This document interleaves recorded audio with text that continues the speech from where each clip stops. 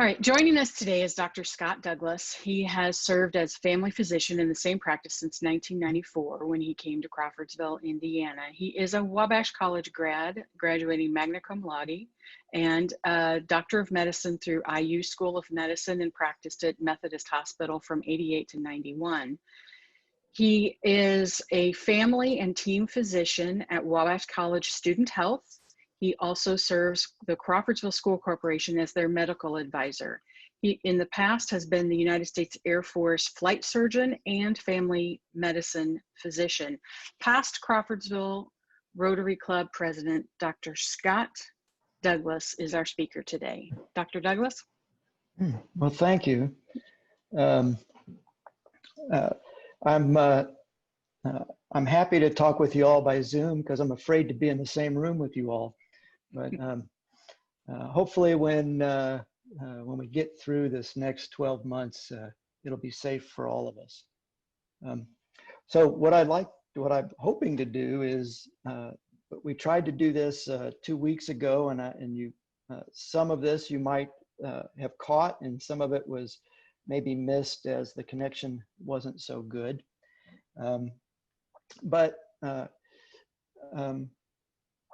I'm going to start with kind of just giving you an overview about how contagious COVID is, and then we'll talk about where we are in Indiana and Montgomery County, and maybe a little bit about where things might lead. So I'm going to show you some slides, and I'm going to kind of go through some of those pretty quickly, and then I may try to answer some questions if Jennifer has some questions. Otherwise, I can anticipate some because folks ask sometimes some of the same questions, and we can try to work through some of those. All right, so let me bring up my slides.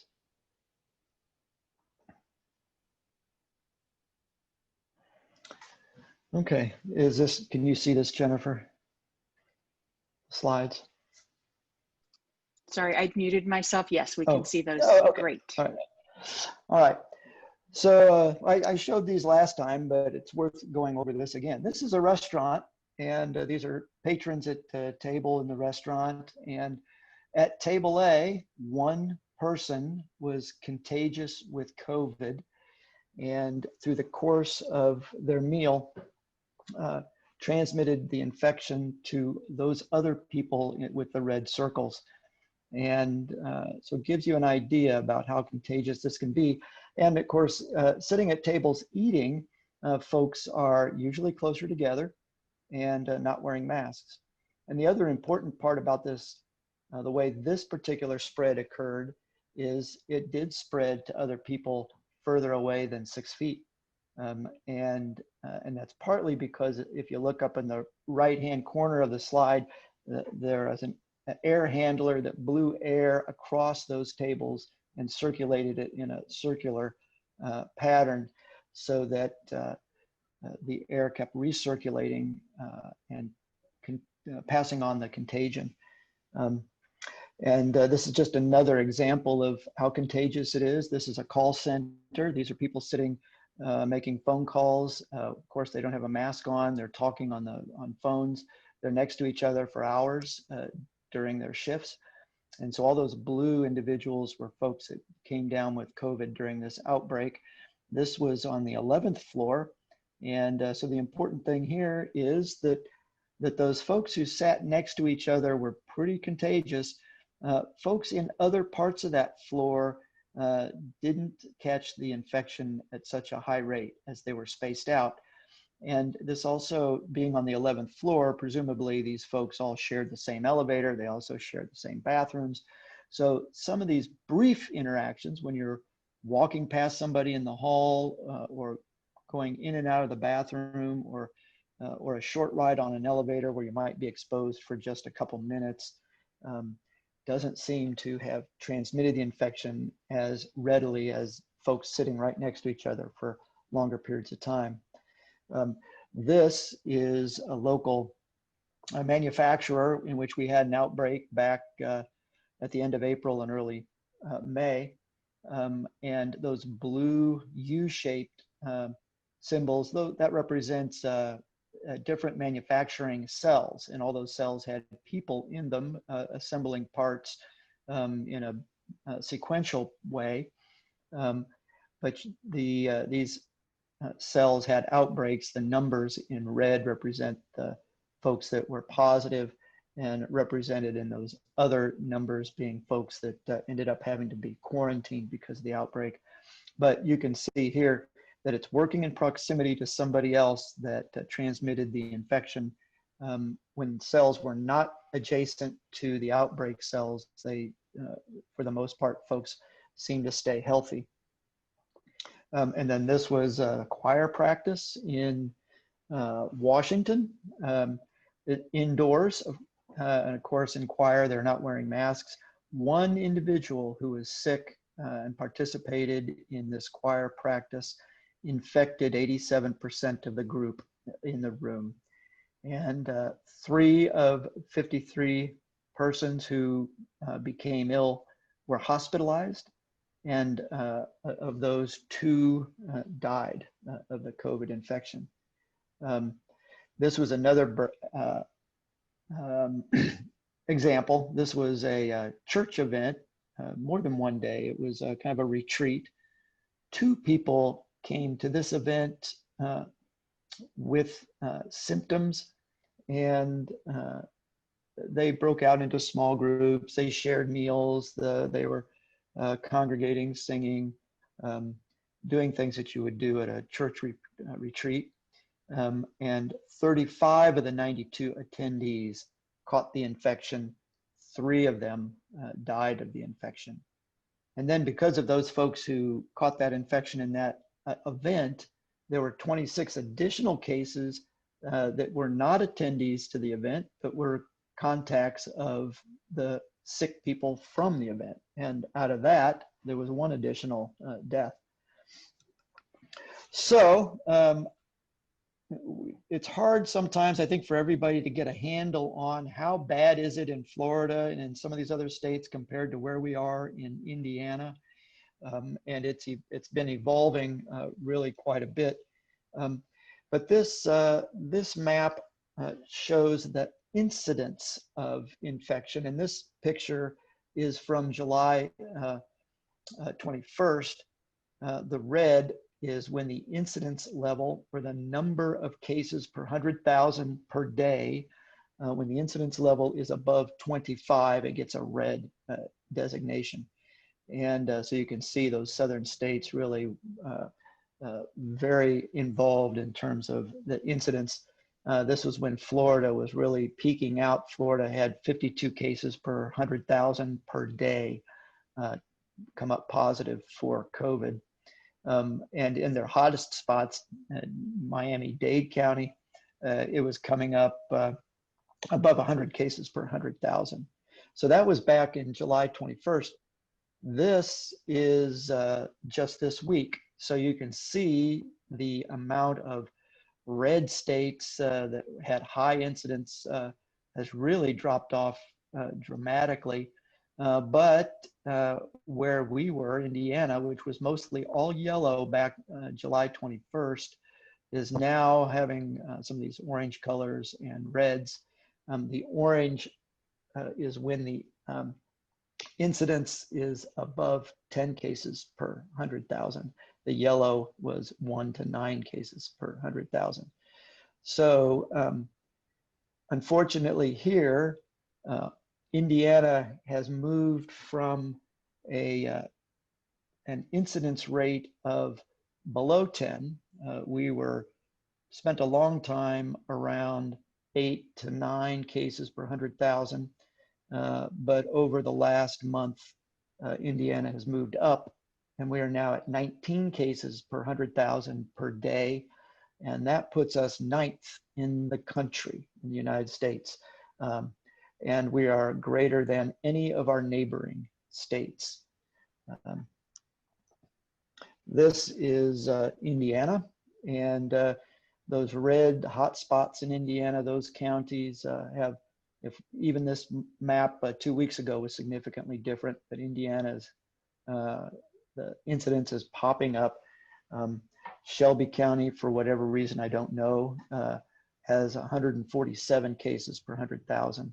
Shelby County may not even have 100,000 population. So when we see small rural counties with a number that pops up, it sometimes can be related simply to a correctional facility or a nursing home that might have 30 or 40 cases come up all at once. And then that, when it gets standardized to a rate of per 100,000, it sometimes will pop up.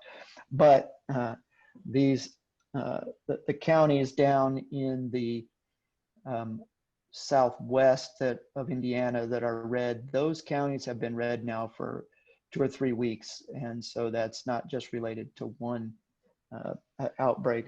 Also, northern Indiana with outbreaks, and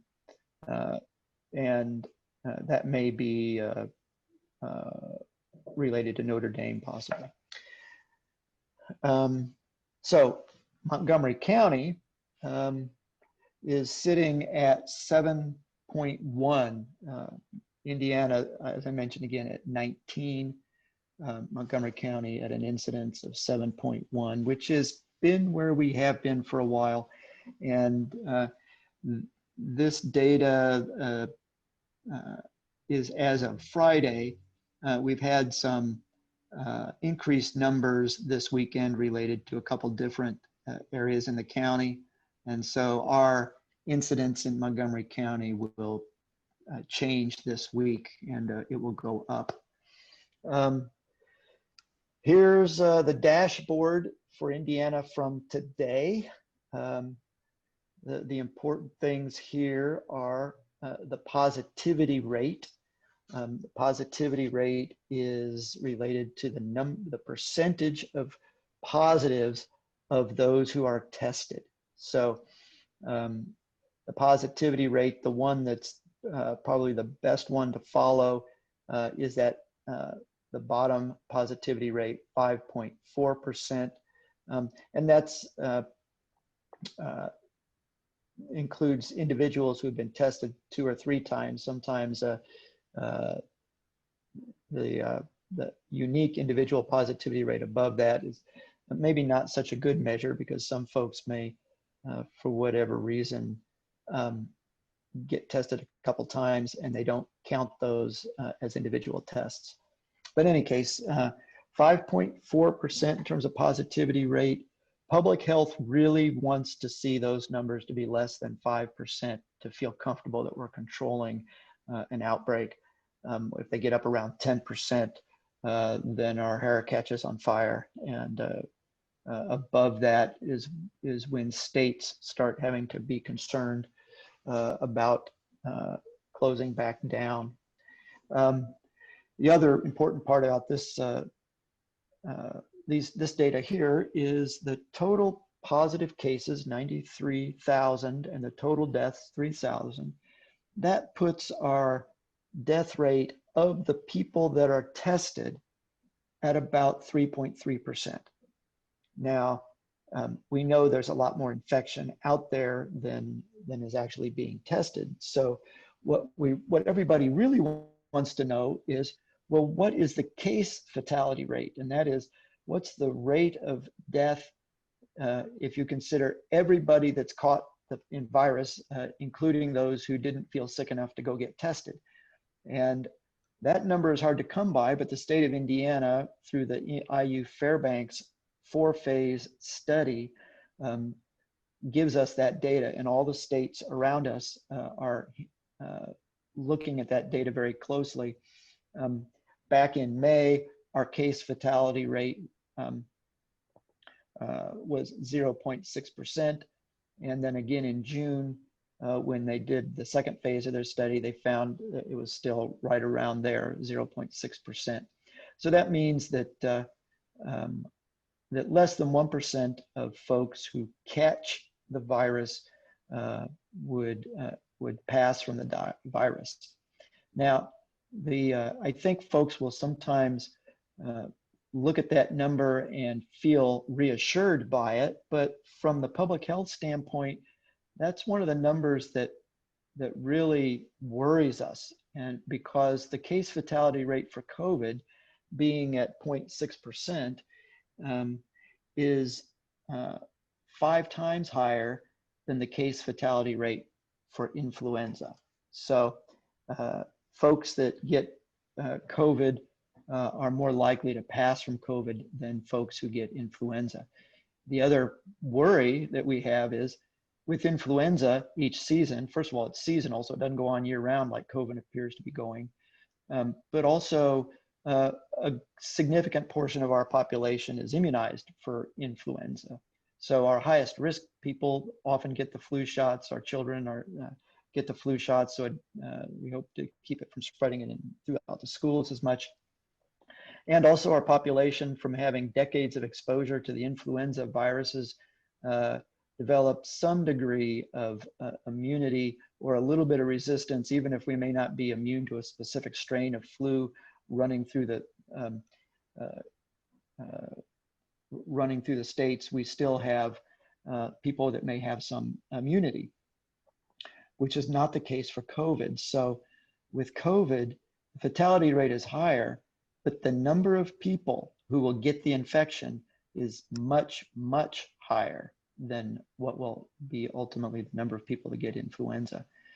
So if we put this into perspective in terms of what it would mean for Montgomery County, every year in Montgomery County, our normal fatalities number somewhere around 330 or so a year. If COVID infected 60% of our population, that would, at a fatality rate of about 6.6%, that would lead to 1,300 deaths. So the number of deaths in a year would be quadrupled if we allowed this to get out of control and allowed the population to get the infection up to the rate where we would have 60% infected, which is a number that is thrown out as the least number that you would have to get to have some kind of herd immunity to be able to control the infection. So that's why we really don't want to allow that infection to take off, and we don't really want these numbers to go up to reach that herd immunity number, because it's going to mean a lot of deaths to get there.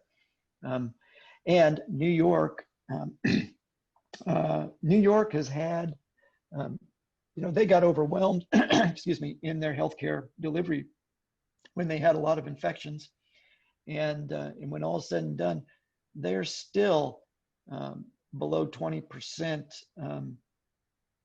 of New Yorkers have had the infection. So there's not even close to herd immunity. Okay, positivity rate. And actually, this is an old slide, and I didn't get it taken out, but the positivity rate, this was a couple weeks ago in Indiana, the percentage of tests that are positive in Indiana was 4.3%. Here's our statewide positive test rate. And the important thing on these next few slides is you can see in April, our positivity rate was up above 14%. And that's because we really only were testing folks sick enough to be hospitalized then, because we didn't have enough tests. So you would expect folks that were that sick to have a higher rate of returning a positive test. But then as we got things under control, and also maybe as we were doing a little bit more testing, our positivity rate dropped down in June, into the mid-June. It was June 12th that we moved into stage 4. And as soon as we went into stage 4, where we started allowing people to gather in groups greater than 250, we opened up bar seating to 50%, nightclubs to 50%, started allowing folks to feel more comfortable in groups. You can see the numbers started going up. And then that alarmed the governor, and he mandated the mask mandate, which was implemented July 27th. And once that implemented, our positivity rate started to plateau. And after about mid-August, it started to come down a little bit. So we're still watching the positive test rate. That's another important number that we watch. This is the positive cases. So it's not the rate, but it also shows you the same trend that in terms of where we are now relative to April, and also where we are relative to mid-June when we were at our best. This is also deaths. Deaths, when at the worst, our 7-day rolling average in terms of death rate was 40 deaths a day due to COVID. And that rate dropped down to a low of 8 deaths per day, rolling average, around July 4th. And deaths tend to trail our other indicators because deaths usually reflect infections that had occurred 2 or 3 weeks prior. So we still dropped down to 8 around July 4th, but then mid-August, we kind of raised back up to a rolling average around 13. And currently we're starting to improve again. We're down around 9, but that's been fluctuating. Our hospitalization rate, this graph is maybe a little confusing. The dark blue lines and the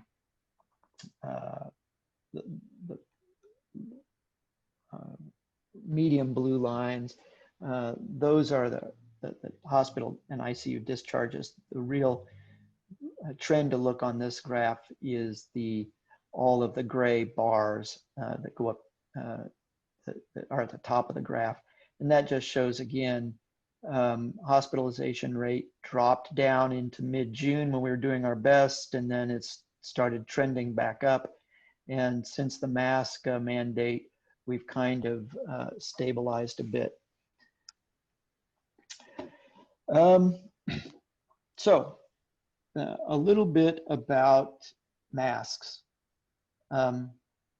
This is a completely settled issue in medical facilities around the world, in public health around the world, in medical facilities here, in all public health here. Masks have been used in medicine for over 100 years. We would not dream of walking into an operating room without wearing a mask, because it catches contagions that come out of our mouth as we're talking. And there have also been, in terms of COVID, numerous studies that have shown that wearing a mask decreases the transmission of the infection. It doesn't make it zero. We don't have anything that's 100% effective, but wearing a mask, and if anybody has ever gotten close to a mirror to fog a mirror, knows there's a lot of moisture that comes out of our respiratory tree when we're talking, and putting something in front that captures that moisture helps to limit the amount of virus that's spewed into the room. And you may have all seen various Facebook memes where folks are saying, well, the size of the viral particle is so small that it would get through a mask without any problem. Well, unfortunately, what they don't quite understand is we're not spewing individual viral particles when we're breathing. This is all part of these larger respiratory droplets that get spewed out of our mouth and can be caught in a mask. Still, some of these respiratory droplets are going to be small enough that they'll escape out the sides of the mask and still may aerosolize into the room a bit. But folks trying to make the claim that masks don't work and so therefore they don't intend to wear one are misguided.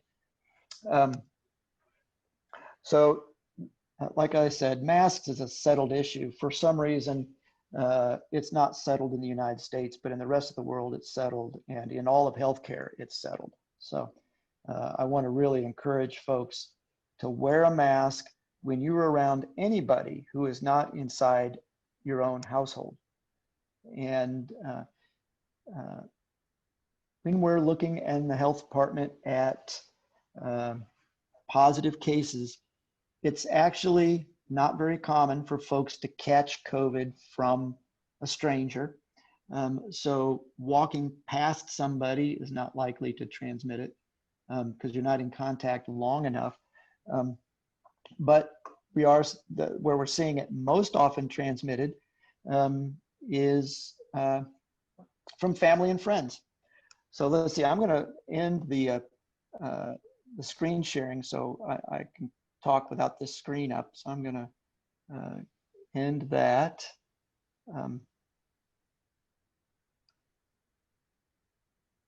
Okay.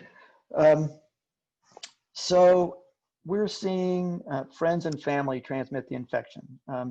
And I think that's because we feel comfortable about our friends and family, and we think to ourselves, well, surely they're safe, they won't make us sick. But that's where where the transmissions are occurring. And they're occurring in groups and gatherings and congregations. We're seeing little outbreaks in churches.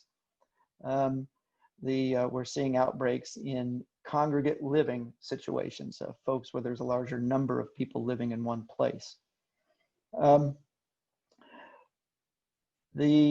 give you an idea about the other piece of information that folks don't have a handle on is when I am in a group like a church congregation, what's the chance that I might be exposed to somebody with COVID? Well, with our current incidence right now, if you're in a gathering of 100 people, statistically, there's a 56% chance that one person in that group has COVID and is infectious. So if you are gathering in church and you're not wearing masks and you're not socially distanced, there's a chance, if you're in a congregation of 100, 50% chance that one of you has the infection and can transmit that. So and that's one of the reasons why in public health, we get so excited about groups of people meeting and why we don't like congregations for events, because that's where the infection is spread. And so, for example, Waynetown is going to have a fish fry the second week of September outdoors, but they expect somewhere between 1,000 and 2,000 people. Based on the prevalence of COVID, we can predict that if you have 2,000 people at an event, there will be 12 people who have the infection at the event. And that's why we're so crazy about trying to keep people wearing masks in a situation like that, keeping hands sanitized, keeping people spread apart so they don't congregate up close in lines. And so for events like that now that are greater than 250 people, event organizers have to submit a plan to the health department in terms of how they're going to maintain social distancing and mask reminders and so on. And the same is true for our off-road event here in town that occurred this weekend. A large congregation of folks there. Outdoors helps a lot, but they were very good in their plans to try to help keep people reminded. Lots of signage, lots of reminders, lots of indicators to folks how to stay distanced, and those are the only tools we have is masks and distance. If we want to allow people to gather, we have to use those tools, and some folks resent that or don't agree with wearing a mask. but it's probably, I think, for most, just a case of not quite understanding what the real risk is. And that if we want to allow our children to be able to attend school in person, we have to do these things to keep the amount of infection down in the county. And that means adults have to behave. They have to, even when you're gathering, if you're having family and friends over for a cookout, you still have to maintain that social distancing. Trying to be outdoors helps, but just because they're your friends doesn't mean that they're any safer than anybody else. And you need to try to maintain that distance so that we can keep the number of infections down and have a better chance of keeping our kids in school. Because this is one of these things, each person that gets infection typically will spread it to 2 people, and 2 people to 4, 4 to 6, or 4 to 8, 8 to 16, and it becomes, takes off like wildfire. And that's how I've likened this whole effort that we have, is we are putting out embers every time we find a spark or an ember. If we allow those to turn into a brush fire, it will very quickly become a forest fire. And so that's why we're so diligent about trying to track down any positives. And that's also why why we have to inconvenience folks so much in terms of quarantine. Because if you've been exposed, we've got to keep you away from other people for 14 days so we don't run the risk of you transmitting that if you become infected to somebody else. So, so that's my message. Distance, distance, distance, masks, masks, masks. And if you end up getting sick, see your primary care doctor, or a lot of doctors are seeing folks by Zoom. If you get symptoms, contact your provider and ask for a test, and they can order a test to be done over at the hospital for COVID. We're still worried about the number of tests and testing capacity, but on the other hand, that's also one of our only tools. So we're going to kind of keep trying to press on until the turnaround time on these labs becomes too long, and then we might have to back off. But right now, if you get symptoms, we want to try to test you, and then we want to try to limit your exposures to other people so that we can keep these little embers kept, so we can keep putting them out so it doesn't turn into a forest fire that ruins our schooling. So, but thank you for having me, and I don't want to be a downer. I am optimistic about a vaccine, and people ask, when's the vaccine going to come? And we are hopeful that in the early spring a vaccine will be available. There's a couple vaccines in phase 3 trials, which means that vaccines have already been shown to work. Now we have to show that they're safe. So they're going to be rolled out and to a population of 30,000 to test the safety of each one of those vaccines. So, so hopefully in early spring. That's amazing. I do have a couple of questions for you, if that's all right. Sure. Sure. I appreciate the imagery of the ember and the fire. That, for me, I will not forget that. I'll remember, how important it is. But one thing I'm noticing is people who are wearing masks, when they get ready to eat dinner, they'll just stick their mask in their pocket, or they'll pull a mask out from their purse. What would you recommend the best way to stay safe using mask etiquette? Well, so the one issue about the mask and is the outside of the mask when you're wearing it going to become contaminated with virus particles from folks you've been around? And that is true. It is far more true for healthcare providers who are seeing sick people and getting within a few inches sometimes of their face to look in their mouth and ears and nose and mouth.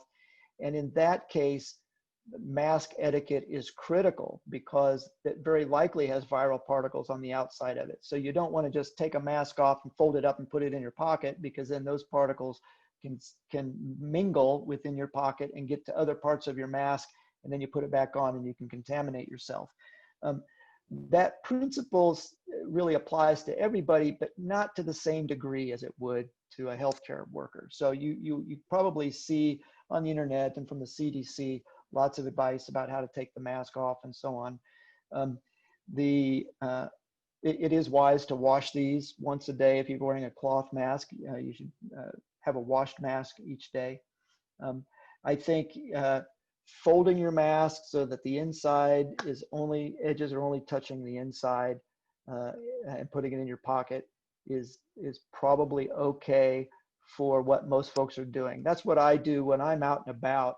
I wear a cloth mask because I want to set a cloth mask example.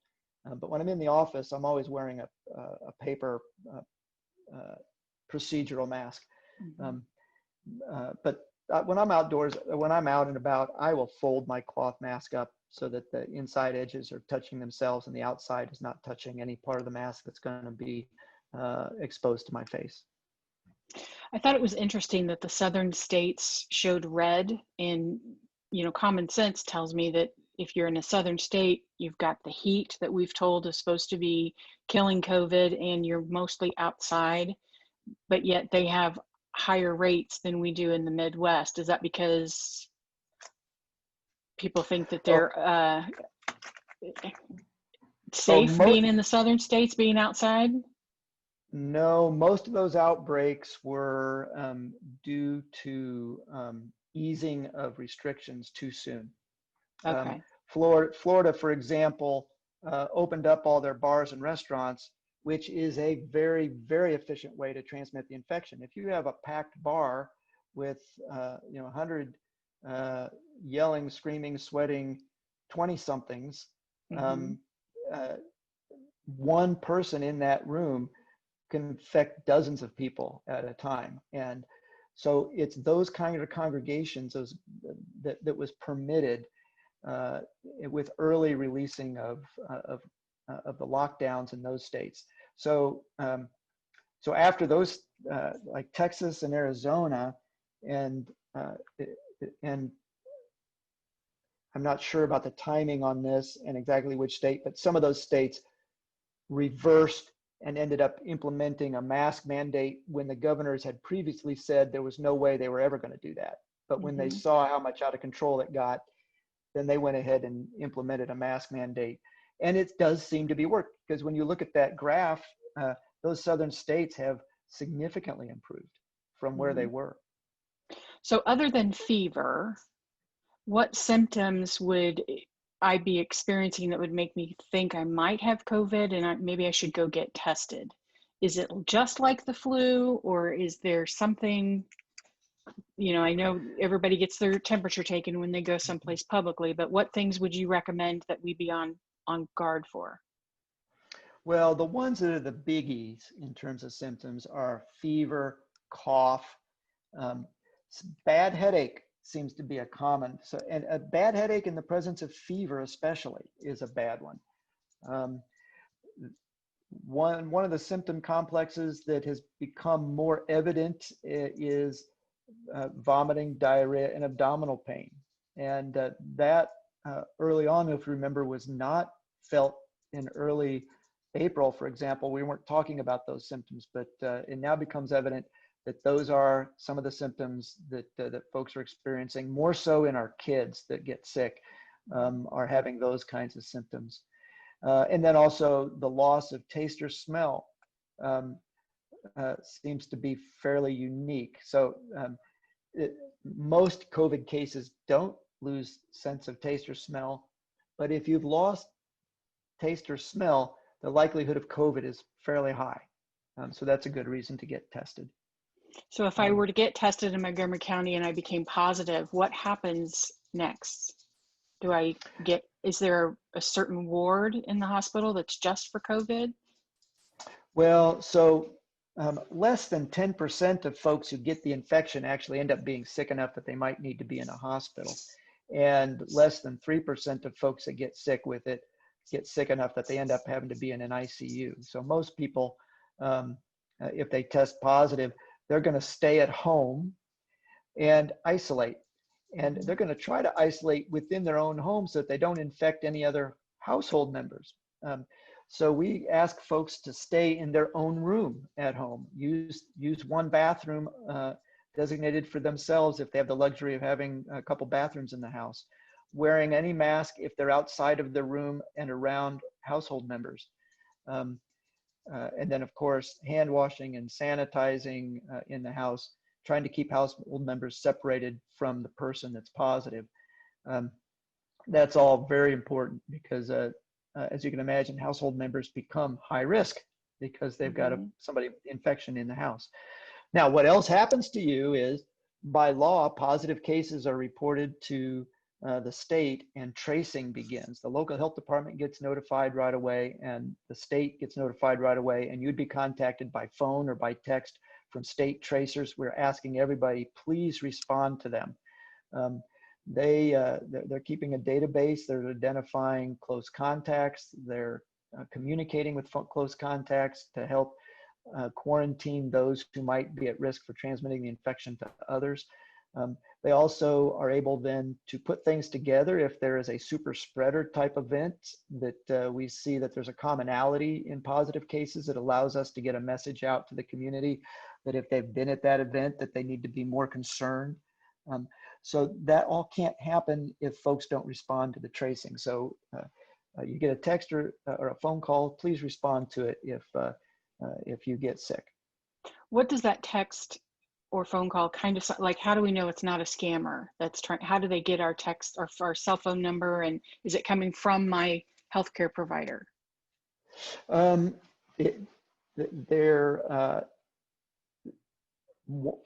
text might say from the incoming call that it might say Indiana COVID or IN COVID, but Okay. I understand that some cellular carriers don't have the ID come through on the text, so it just comes through as a phone number.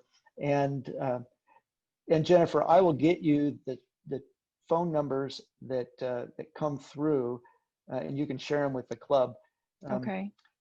In terms of how do you know it's a scam or not? Well, yeah. We'll give you the phone numbers to expect. Okay. You could, if it's not one of those, you don't have to respond to it. All right. I have just two more questions. One of them is, we've talked about the death rate with COVID, but what about the after effects? How long does it take to recover from COVID? And are there things like I've heard blood clots, extreme fatigue for a long period of time that you're trying to deal with after you've recovered? Yeah, and that's a very good question because we're learning more every day, but also the infection just hasn't been around long enough to know how long these symptoms might last. You know, some folks are having symptoms for months, and you know, this is only 8 months that we've actually, you know, we had our first cases in the United States in January. So we don't really know what the long term is going to hold. But folks are, well, there are some things that we know for sure that are kind of scary and are affecting or causing some concern for our college level athletes and professional athletes. And that is the high rate of folks that have had the infection have myocardial involvement. And it may be above over 10% of athletes have some form of myocardial involvement if they have a bad case of COVID. So we're worried about that. There are lots of other sort of syndromic kinds of things that it's hard to know if it's really related to the COVID or not. Prolonged fatigue, because I think, you know, we're all getting COVID fatigue from all this compliance that we have to do, you know, so right. I can't say that there's anybody that feels good nowadays, you know, right. It's just, we're not normal. Nobody feels right. So it's hard to say, but folks are talking about trouble with confusion or cognitive changes, fatigue problems, sleep problems, and then these myocardial issues. And there may be some lung damage in folks who've had the very serious cases, and especially folks who've had to be on a ventilator. Those folks are suffering some significant lung damage that may be permanent for them. My last question has to do with where do we find accurate information? There's so much misinformation out there, and I'm going to guess that you're going to tell me to stay off Facebook. But where do I go to find truth and not propaganda or conspiracy theories or, Yeah, misinformation? I think if you're a Hoosier, I think you can trust the Indiana State Department of Health, and there is a lot of information there, and also the links to the CDC, I think, are going to give you some of the most accurate information. And you're right, there is a lot of misinformation out there, and so if something sounds extreme or completely against what you've been hearing from public health, go to a public health site and look. Public health doesn't have any agenda other than trying to keep the numbers down and trying to keep folks healthy. So. Well, thank you. I appreciate your time. I appreciate you doing this for the second time since we had some issues with internet before. Are there any questions I didn't ask you that maybe you think we need to cover before we sign off? No, but I did see that that the club elected to postpone the September events, Yes. and I wasn't going to ask you to do that, but I am so relieved that you all did. I really am, because every time I hear of an event, I have a mild panic attack, because I just know there will be a positive case or two there based on the numbers, and then we're going to have some more cases. So I'm really very thankful about that. Good. Yeah, I think there are others that were just kind of like, well, we want to do it, but we don't know if we should do it. And I'm glad that we finally made a decision that it just was not in the best interest of Montgomery County to do that right now. Yeah, especially if we want to try to keep these kids in school. And going forward, as it gets colder, we tend to do more things inside as groups as opposed to outdoors. And it's indoors statistically is 19 more times likely to transmit the infection compared to an outdoor event. So, and that's one reason why influenza, why we see much more influenza in the winter, is because we all tend to be indoors in our offices, and in our events tend to be indoor events. And so it really enhances the spread of influenza and all of the other winter colds and infections that we see, just because of virtue of being inside. So we're bracing ourselves as we move into the fall that these numbers may go up. Okay, well, thank you again. We've gone way over time, but it's absolutely important information that we need to know. So I will let the club know that we need extra time this week so that we can get all of this shown. Okay. Well, thank you for having me, and I do appreciate everything the Rotary Club is doing. And I'm looking forward to a day where I feel comfortable coming in person. We are too. And if you find service projects that we can do for the county, let us know. Okay, will do. Okay. Thank you. All right. Thank you. Bye-bye. Good night.